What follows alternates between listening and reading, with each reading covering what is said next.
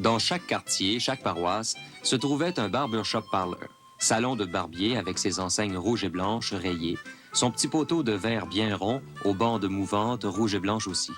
C'était bien souvent le parloir du coin de la rue, surtout l'hiver. Jeunes, et moins jeunes surtout, qui y trouvaient de beaux crachoirs de cuivre doré, y débattaient parfois le sort du monde, au moins l'avenir du pays. En tout cas, votre Duplessis, ça c'était beau en 1938 ou 1939, mais après la guerre, il avait changé. Tiens, pendant la guerre, le wise guy, on l'a pas entendu, hein? Non, il y a juste Camillien. Outre, lui, il s'est mouillé. Duplessis, rien. Pas un mot, silence de mort. Pas fou. Non, quand il a pris le pouvoir en 44, il avait changé, le bonhomme. J'ai pas chaud, c'est pour aujourd'hui, oui. Excusez-moi, monsieur Lapierre. Non, mais vous l'entendez? Vous l'entendez, ce maudit rouge-là? Monsieur Duplessis qui défend nos droits contre Ottawa. Voyons, faites-moi pas rire avec son autonomie, là-haut. Les contrôles du temps de la guerre sont abolis normalement par les fédéraux. Et le chef, lui, il voudrait faire croire à la population de la province que c'est son ouvrage. Voyons, faites-moi pas rire. C'est une vieille ratatouille de ratoureux, Maurice. Excusez-moi, monsieur. Vous voulez ne pas faire exprès de l'énerver, il va me trancher la gorge si vous continuez. Il est bleu, bleu au sang. Comment, la vérité fait mal à entendre, Pajot, hein? Ben, c'est pas une raison pour charcuter vos clients. Lisez les journaux d'un matin, professeur. Le Canada offre à la Russie de collaborer pour la recherche scientifique dans l'Arctique.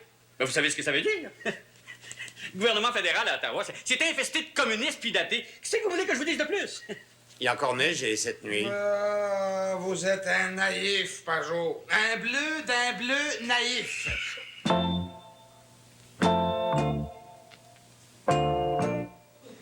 Ceux qui se mêlaient de politique dans le quartier nous semblaient des passionnés.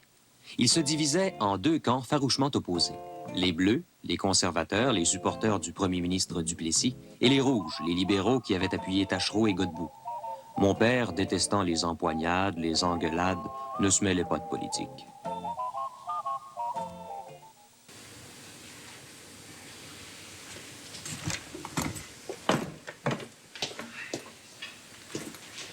Ouais, c'est beau, pas? C'est beau. Si ça continue, là, tu trouveras plus un petit coin de mur à peinturer. Ce jour-là, Clément, je couvrirai tout ce que j'ai fait avec la peinture blanche, puis je recommencerai autrement. Me passerais-tu 30 sous? M'en ai fait à couper les cheveux. Mon maman m'achale depuis 2 semaines. Attends un peu, je vais aller avec toi, moi aussi. Je les ai longs pas mal. On va aller mettre mon linge. Ça va être certainement à comment en place pendant ce temps-là. Prends-toi de l'argent dans le tiroir, Clément. Voilà, voilà. Vous pouvez pas rester trop longtemps sans fumer, hein, monsieur Lapierre? Alors, votre collège va bien? Oui, bien sûr. En tout cas, vous savez pas ce que c'est qu'un libéral. Un vrai. Ben, vous êtes trop bornés, vous autres, les conservateurs. Tenez, prenez le président de la Pologne. Eh bien, pour relever son pays, il vient de décréter une amnistie générale qui va libérer 40 000 prisonniers criminels et politiques. Ça, c'est un geste libéral, ça. La belle affaire. Mais c'est nous autres qui vont en écoper. Le mois dernier, il nous est arrivé 150 vétérans polonais. Puis le journal ajoute que 1500 militaires de la Pologne sont attendus au Canada. Eh bien, vous allez voir le chômage qui va monter en flèche. Puis les jobs, là, ils seront allés à vos Polonais émigrés. Ben, vous voyez, vous l'entendez? C'est ça, les Bleus. Des racistes. Robichon, surveillez vos paroles. Vous allez un peu loin, je Vous trouve. n'êtes pas raisonnable de vous échauffer les sangs de cette façon. Je me compte chanceux d'être sorti vivant de cette chaise. Combien je vous dois? Bonjour, monsieur Germain. Bonjour, Clément. Voilà un homme sage. Bonjour, c'est la Pierre. Puis au bûchon, je vous salue. Moi de même, M. Germain. Je salue un homme aux idées libérales. Mais qu'est-ce qui vous fait dire que monsieur Germain est libéral? Il y a bien trop de bon sang pour marcher avec les rouges. En tout cas, votre monsieur Duplessis, ces prochaines élections, là, eh ben, il va les perdre. Les perdre, OK? Que je suis donc distrait. Là, prenez ma place, M. Germain. Moi, je suis pas pressé, puis vous, ben, vous avez votre commerce. Allez, et prenez mon tour. Oui, c'est mieux comme ça. Je pense que je le saignerais par le crâne. Vous sérieux, là, vous, votre taxi? Ben, mon char est au garage jusqu'à 6 heures. Ah bon? Je sais pas ce qu'il a. Pourtant, j'ai pas un si gros millage que tout ça. Allez, prenez mon tour. bien, monsieur. Hey, dites donc, monsieur Lapierre. Vous m'avez pas appuyé comme diable, hein? Mais c'est embêtant. Vous savez bien que je suis fonctionnaire municipal le jour. Je me dois une certaine neutralité, vous le savez. Mais ce que vous avez dit à propos de monsieur le maire, au-delà, je vous appuie à 100%. Vous l'avez entendu, hein? Les cheveux seulement, Monsieur Germain? Oui, oui. Dans le cou, puis un petit peu sur le dessus, là. Monsieur Pajot, j'ai oublié de vous payer. Je suis si distrait. Ah, c'est encore la faute au rouge au bûchon, là. Alors, avec la barbe, ça va faire 55 cents. Merci.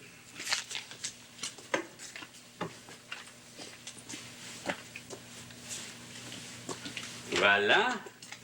Mais vous vous réinstallez? Mon Dieu, que je suis distrait. Je suis venu, n'est-ce pas? Alors, je n'ai pas à y revenir. Que je suis donc distrait. Monsieur. C'est pas croyable. On m'avait dit qu'il était distrait à ce point-là. Pareil qu'un jour, à l'hôtel de ville, il s'est installé carrément dans le bureau du maire Camillien Hood. Camillien, lui, est allé travailler dans le bureau du professeur, au service des incendies. À un moment donné, le professeur revenait des toilettes. Camillien Hood l'aperçoit qui s'amène, gêné, là, puis qui dit excusez-moi, monsieur le maire, mais vous êtes dans mon bureau. Bon, Camillien qui répond sans rire excusez-moi, monsieur le professeur, mais je suis tellement distrait. Il paraît qu'il en rit encore une autre dame. Si Aude avait eu du bon sens, il serait passé au rouge, lui. Bon, c'est parce qu'il y a de la Jeanne Nigouane qui est bleue. Mais vous pouvez pas comprendre ça, pauvre innocent. Les innocents, là, c'est les suiveux, là, les ministres de l'Union nationale, qui se font mener à baguette comme des enfants d'école. Mais vous comprendrez jamais rien en politique. Il faut de l'ordre, là. Il faut un chef fort, là, qui est capable d'établir l'ordre en chambre. Mais vous le savez, vous, Monsieur Germain, c'est comme un père de famille. Ça lui prend une pleine et entière autorité, pas vrai? Hé, pas trop court, pas trop court. On est encore en hiver. Mon père, Monsieur Pajot, il partage son autorité en masse avec ma mère. Eh bien, à moins d'être un dictateur, c'est ce qu'il faut faire. Hey, papa! Va falloir avertir un moment toutes les voisines. L'avocat de la police, Pacifique Plante, il parle de faire des raids pour fermer les bingos partout. Les jeunes enfants étaient souvent de nature craintive. Il fallait voir les scènes pathétiques près des écoles en septembre, le jour de la rentrée. C'était concert de cris et de larmes. Tout et rien effrayait ces enfants timides, trop couvés par des mères surprotectrices. Nous avions une peur terrible du buandier chinois, du chiffonnier guenillou, des religieuses à cornettes, des étrangers, des infirmes, des nègres, de tout ce qui ne nous était pas familier. Du barbier à la première visite initiation. Et pas peur, il te fera pas mal. Et pas peur, c'est pas dangereux. As-tu peur qu'il te coupe les oreilles? Il est pas bien habile, ce barbier-là, mais il a encore jamais tué personne. Je veux pas. Oh, ça sert à rien. Vous le savez, ça fait 10 fois que j'essaye. Il n'y a rien à faire. Tu veux pas, mon trésor? Non. Tu veux pas du tout, du tout? Voulez-vous que je le raisonne? Ben, la manière forte, des fois. Non, touchez-y pas, il est sensible. La manière du Plessis, M. Pajot? Viens-t'en, mon trésor, viens-t'en. On reviendra une autre fois. Excusez-moi. Si ça a du bon sens. On vous dit, il y en a des mères aussi. Bon, j'étais un enfant impressionnable. J'ai pas connu ça, moi, jeune, le barbier. Chez nous, à la Val-des-Rapides, on se faisait couper les cheveux à la maison. Nous-mêmes, entre nous. On plaçait un bol sur la tête du candidat, là, puis allez donc, on coupait tout le tour. Un beau sec bien rond. Le rase-bol, quoi. Hey. Le rase-bol en règle.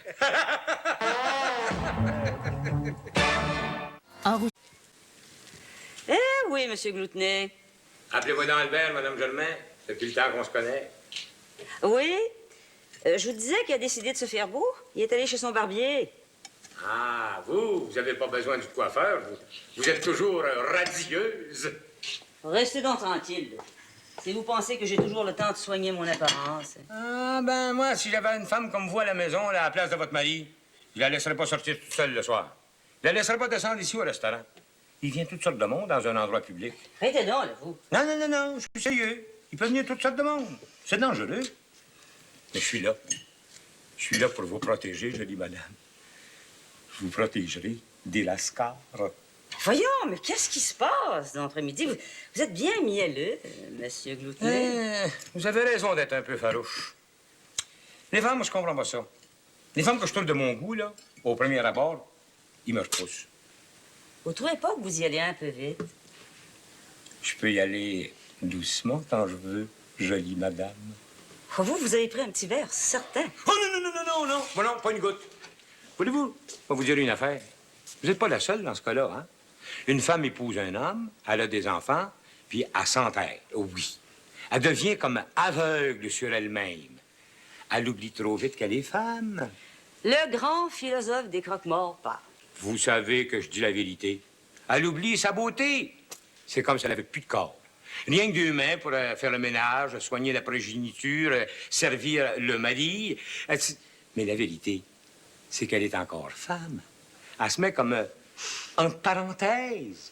La famille passe avant elle, c'est normal, ça? Vous êtes encore jeune. Vous êtes encore belle. Vous êtes encore très belle. Où est-ce qu'il cache sa moutarde, hein, mon mari? Pas de moutarde. Seulement de la relish. Hé, là, la relish, sur la tablette d'en haut. Ah. Puis qu'est-ce que vous allez prendre pour boire? Une petite liqueur aux cerises, de la couleur de vos lèvres merveille. Je veux dire vermeil. Oh, l'entendez-vous au poulet? Vous êtes de bien belle humeur cet après-midi, Monsieur Glutnet. Avez-vous gagné à la loterie irlandaise? Non, mais si je gagnais le steak, je viendrais vous chercher, là. Dans une longue limousine bleue poudre avec des sièges en cuirette rose pâle. Je vous amènerais dans le sud, au balnéaire, sous les tropiques, du sagittaire, du tapis aux cornes, aux canaries. Ah oui, vite. Tenez, mangez votre dog à relish en attendant votre limousine bleue. Moi, les femmes, ils me comprennent pas. Je sais pas pourquoi. J'aime ça lire, ça c'est vrai.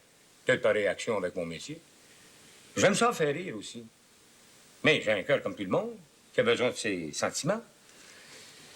Si je vous emmenais aux petites vues, on a le temps, juste avant le souper. Je vous attendrai au coin de la rue. Vous sortez si peu. Ça vous ferait du bien. Gertrude. Je suis allé trop loin.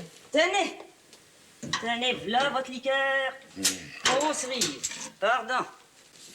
Et dépêchez-vous un peu, là. J'ai du repassage qui m'attend en haut. Ah, mais je vous propose la chose en tout bien, tout honneur, hein? Ça vous ferait du bien, un bon film. Il y a au Théâtre Saint-Denis, là, la symphonie fantastique. La vie de Berlioz. J'aime ça, la musique. Vous écoutez à chanter un matin? Chantiez l'Angélus, tu sais. Oh, loin, c'est l'Angélus. Vous avez une belle voix, Madame Germain. Voulez-vous un dessert, un petit gâteau? Je vous veux comme dessert, votre belle petite bouche sucrée. Comment va Madame Glutnet? Bien? Adore. Adore tout le temps. Adore jour et nuit. Trouvez-vous ça normal, vous? Ben, il faut croire qu'elle a besoin de sommeil. Hein? Donnez-moi donc un chausson aux pommes. Vous êtes un homme de grand bon sens, vous, M. Germain, vous allez me comprendre. Écoutez, au départ, moi, j'ai rien contre les vétérans. Non, ils ont risqué leur vie là, pour abattre les nazis là-bas en Europe, là. Bravo, OK. On fait construire 950 maisons. Il y en a d'éparpillées un peu partout, à Pointe-aux-Trembles, au nord de la ville, sur Papineau, au nord de Bélanger. Ben, il y en a pas loin d'ici, là, sur le boulevard Crémazie. Jusque-là, bravo. Maintenant, ce que je veux savoir, moi, c'est pourquoi qu'on fait pas voter la même chose à Québec pour les Gagntis, pour les ouvriers, pour les aider à pas rester locataires toute leur vie. Hein? Pourquoi? Ah. Allez parler de ça à Québec. Voyez un bon député, vous. Ça serait la porte ouverte au socialisme. Ah! Toujours la vieille peur bleue, hein? La vieille peur du socialisme. Pourtant, le pape, dans les Roms Novaro... Mêlez pas notre Saint-Père le Pape dans vos chicanes, Monsieur Aubuchon. Bon. Parlons d'autre chose. Au début de décembre, 12 personnes sont mises en prison. Pourquoi? Quel crime? Ce sont des témoins de Jéhovah. Oh, Monsieur Germain, des gens dangereux, ça. Un peu avant, en novembre, on accuse 5 petites filles d'avoir conspiré pour publier de la littérature séditieuse et diffamatoire. Et vous trouvez ça normal, vous? C'est de la chasse aux sorcières, ça! Et votre cher Duplessis, qu'est-ce qu'il fait? Il joue les inquisiteurs. Il sort l'article 69 du Code. C'est 7 ans de pénitencier, ça, mes amis. Puis le procès qu'il a fait au restaurateur, là, M. Germain, hein? À M. Roncarelli, là, c'est une petite vengeance. Une petite vengeance mesquine parce que ce monsieur avait osé payer les cautionnements des accusés. Ah, c'est dégoûtant. Dégoûtant! Vous savez qu'il a fait perdre son permis. Il a fait perdre son permis. Ah oui? La province ne peut pas être complice de ces athées, clamait-il, Duplessis. Le bougre, le venimeux. Les maudits rouges. Non, mais écoutez-les. Toujours prêt à prendre le parti des ennemis de l'Église, M. Germain. Puis vous dites rien pour le faire taire. Monsieur Germain est un homme tolérant, puis il sait que j'ai raison. Pas vrai, M. Germain? Hein? Allez pas dire un mot content de ces maudits bleus. Ils iront mettre un cadenas dans la porte de votre restaurant. Ah, exagérons rien, là, M. Aubuchon. Et puis, emportez-vous pas comme ça. Mauvais pour votre pression. Un vrai fanatique. Une crise d'apoplexie va l'emporter, puis ça va être un bon débarras. Hey, si c'était un si bon gouvernement à Ottawa, là, est-ce qu'il discuterait si longtemps là, pour passer le projet de loi sur les pensions de vieillesse, là, pour les mettre à 30 piastres par mois à l'âge de 70 ans? Hein?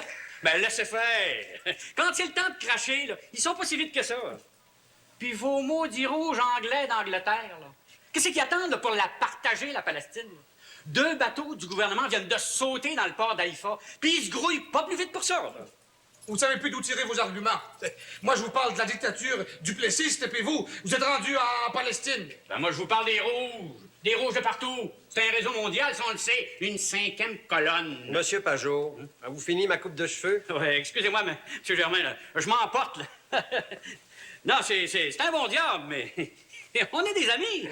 Mais quant à ces idées, là, je peux pas supporter. Qu'est-ce que ça serait si vous étiez pas des amis? Je le laisse dire, mais à un moment donné, je dois riposter, protester. Après tout, Laurier nous a donné l'exemple. Avant ou après s'être fait cirer à Londres? Vous n'allez pas recommencer, non. Attendez, je vais être pas à langue dans une minute. As-tu de l'argent? Bon, oui, j'en ai pas. Salut. Allez.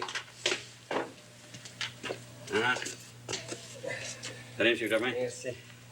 Puis non, M. Germain, la politique, ça vous laisse froid, hein? Ben, je vais vous dire, M. Pajot, j'ai des clients bleus, des clients rouges, puis des nationalistes du Bloc populaire. Ouais. Ça fait que je dois respecter les opinions de toute ma clientèle. Je trouve qu'un commerçant, il ne doit pas choquer aucun de ses clients. Pas quand on est en affaires, M. Pajot. Salut tout le monde. Ouais, salut. Wow. Écoutez pas le Père Germain. Ce serait ennuyant en Titi si je pouvais plus m'engueuler avec vous, Pajot. Puis donc, Clément, ton père, il est-tu si neutre que ça? Tu dois savoir ça. Oh, je pense qu'il est bleu comme la plupart du monde. Mais lui, son vrai parti, c'est la religion. Embarquez-vous pas dans une discussion religieuse avec mon père, hein, ça finira plus. C'est bon à savoir. Une prochaine fois, je vais le pas tirer là-dessus. On va avoir du fun. La barbe? Non, non, merci. Pas de rasoir entre nous deux. Les cheveux seulement. Puis court, hein, que je vais pas revenir trop vite chez un vieux radotude bleu comme vous. Ben, allez donc chez Archambault si vous voulez un barbier rouge. Ouais, ben lui, il parle pas. C'est une vraie carpe.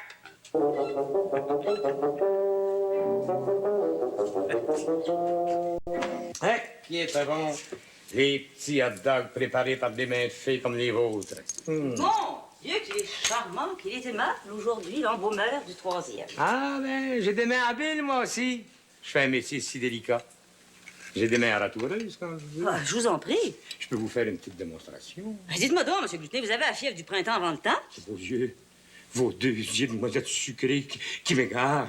Puis votre regard de musulmane, de courtisane, il me trop. Puis vous, si sage, si réservé, vous m'excitez. Je me dis que derrière vos belles façades, on doit trouver un cœur palpitant, une âme de volcan qui sortit. Oh. Ah! Mais savez-vous bien ce que vous faites? Qu'est-ce qui se passe? Gertrude, M. Glutenet. Parce que votre femme, elle avait une poussière dans l'œil. Oui, mais j'aurais pas dû le dire. Il est d'une galanterie bien entreprenante. Parce que je veux toujours rendre service. J'ai mis l'argent sur le comptoir, là. Excusez-moi, bonjour. Salut bien. C'est mal conduit avec toi? Ben non, pas vraiment. Tu le connais, toujours en farce. Ouais, toujours en farce. Mais toi, tu l'encourages trop, Gertrude. Tu es donc toujours aussi jaloux, Edmond? Coudon, et puis des enfants? Il était collé sur toi? Je suis pas aveugle. Faisant pas un drap, mais non, il devait avoir un petit verre dans le nez, moi, ce que je sais. On t'a le flanqué dehors, mais tu vas voir. Il a cherché un logement ailleurs. Edmond, exagère pas. C'est pas le Pérou qu'un homme me trouve un peu de son goût. Ma foi du bon Dieu, tu te fais tasser d'un coin puis t'haïs pas ça. Ben, hey, l'embaumeur du 3e, c'est pas le prince de Galles, reviens-en. Bon, je vais faire préparer mon souper. Ouais, on te refroidir un peu les sangs. Jaloux comme un pan! Attends un peu, je vais te le montrer, moi, si je suis jaloux.